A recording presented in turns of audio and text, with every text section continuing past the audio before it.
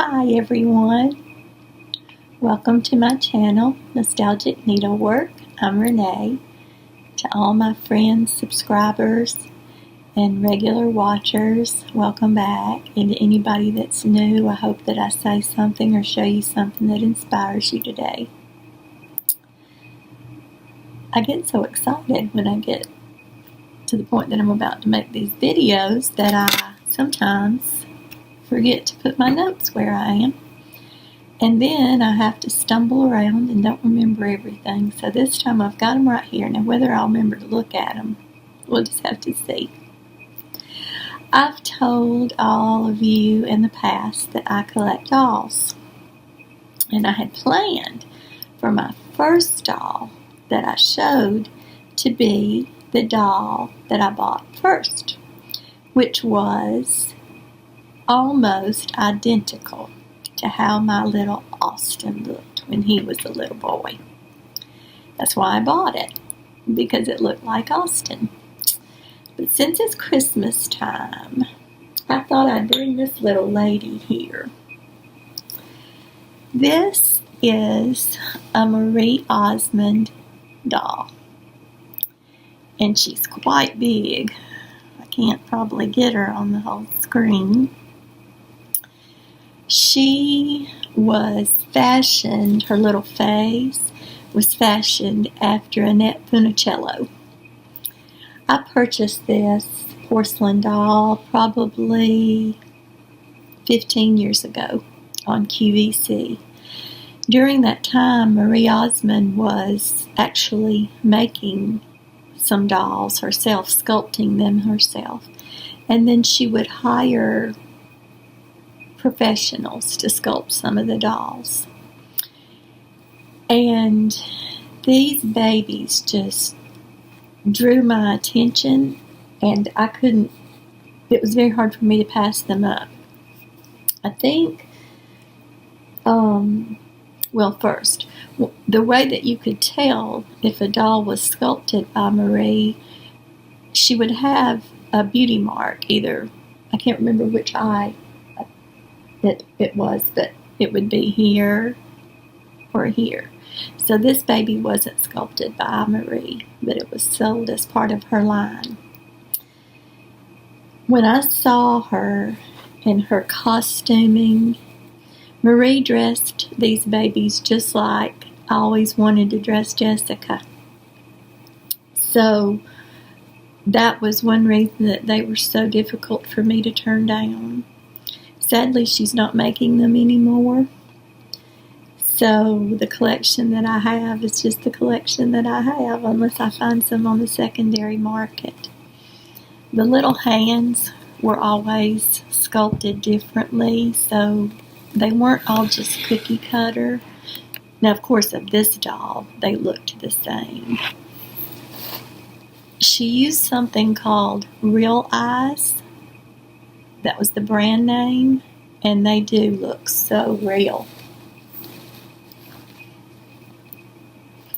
Their little hair, the wigs she chose, they were always curly. Not always, but most of the time curly and just fancied up. This one has pretty little organza ribbons in her hair. Her dress has this top layer of organza, and it's really triple layered right there. And then underneath is satin. Well, I'm not doing a very good job. Underneath is satin.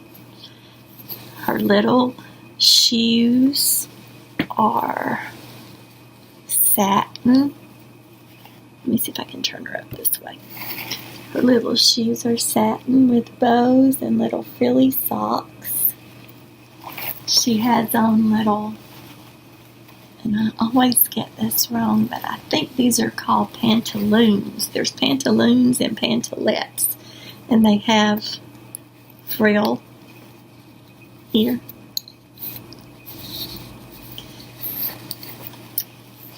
The body is a soft doll, and it's porcelain from about the midline up. of course, the arms, the legs, and the little feet. So I wanted to share baby Annette with everybody today. And she's going to sit probably under my Christmas tree, or I have a sleigh that she may sit in. I can't find it today, but I have that one. I have this little baby Jesus in a stable, and Teresa Kitten Stitcher. If you think back to when I met you last year at the Katrina Boyd retreat in the first part of December, you were so sweet, and you were going around to see what everybody was stitching. Well, I'd just gotten a new lap frame, and I wanted to try it out, and I'd taken it with me up there, and I was nervous about being at the first cross-stitch retreat.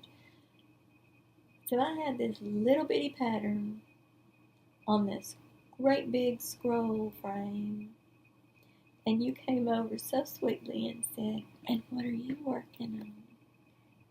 And I showed you this, and you just smiled at me and went right on into the next whatever we talked about. You did not shame me. And now that I've watched your videos and I know what a fast stitcher you are, I am humiliated. So thank you for being so kind and not making me feel like a complete foolish idiot for having that on my scroll frame. And look at that, I didn't even get it finished last year. It's not finished. It's not finished yet. Merry Little Christmas by Lizzie Kate. I stitched this last year and didn't get it finished. I have those few little beads to put on it, and it'll be done. That was my first Lizzie Kate, and I really like that pattern.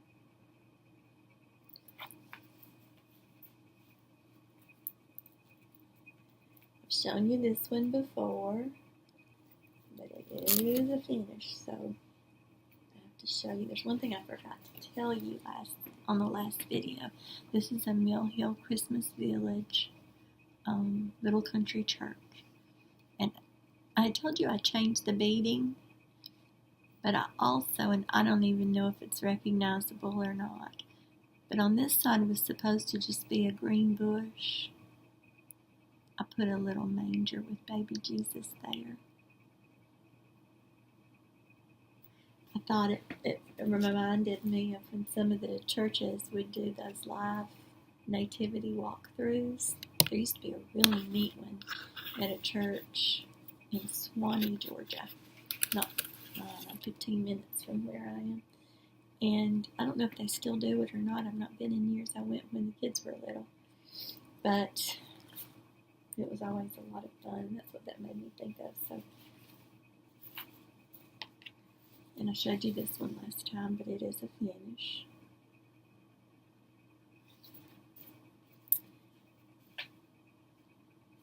This has been finished for years and years. I came upon it, and I'm going to completely finish her this year.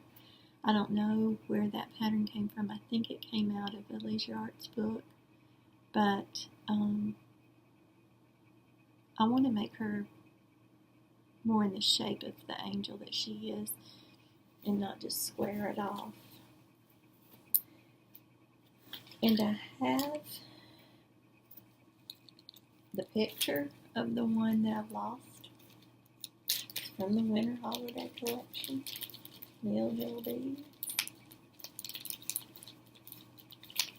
It's really cute. Hope I can find it.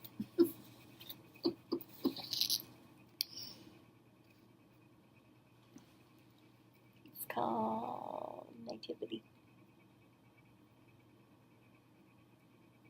you've never done a mill heel kit, I would suggest one about this size to start with, because they're not overwhelming, and if you've not beaded before, the beading was not, there wasn't a tremendous amount of beading on this. It was mostly cross-stitch with a little beading. Now this one overwhelmed me, and I've done beading for years, and I've done cross-stitching for years, but being my first mill heel kit, I was just scared of it for some reason. Don't know why.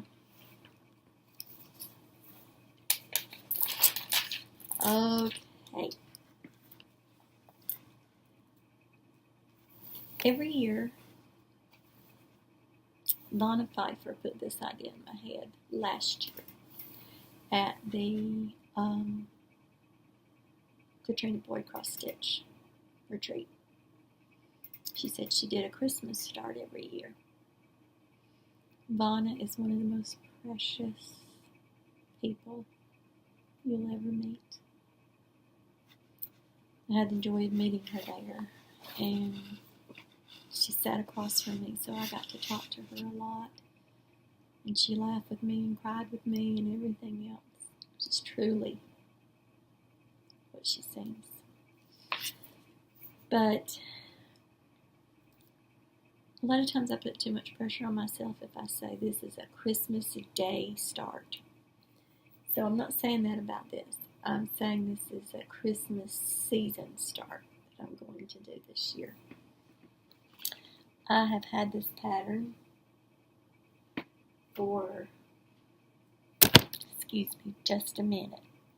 I'm going to have to find where I said it. Here it is. And I knocked the camera, so it's probably going to go all haywire. I've had this pattern for many years. I think I purchased it in 2003 up in Helen, Georgia, in a cross-stitch shop. Well, you know we have no cross-stitch shops, brick and mortar in Georgia any longer, so at some point it closed down after that. It is an Italian cross-stitch chart. Merry Christmas. Merry Little Christmas. This is the designer. I was going to go on Google Translate so that I could pronounce it correctly for you. I did not do that. I get excited when I'm about to video, and I forget to do all the things that are helpful to make it would be very helpful to make my video more interesting, but it's going to be stitched on 28 count Lugana Silk Weaver Days Gone By. I think this is some of the most gorgeous fabric I have ever laid eyes on. I have it all kitted up. I'm going to lay out the threads. Some of them were DNCs. All of them are DNCs. Some of them I had. So these are just the ones that I ordered that I did not have in my collection. Or at least that I couldn't find in my collection. This is getting kind of long, so I'm going to hold them up real fast. I may not have them where you can see all of them real clearly, but I just want you to get an idea of what they'll look like on the fabric.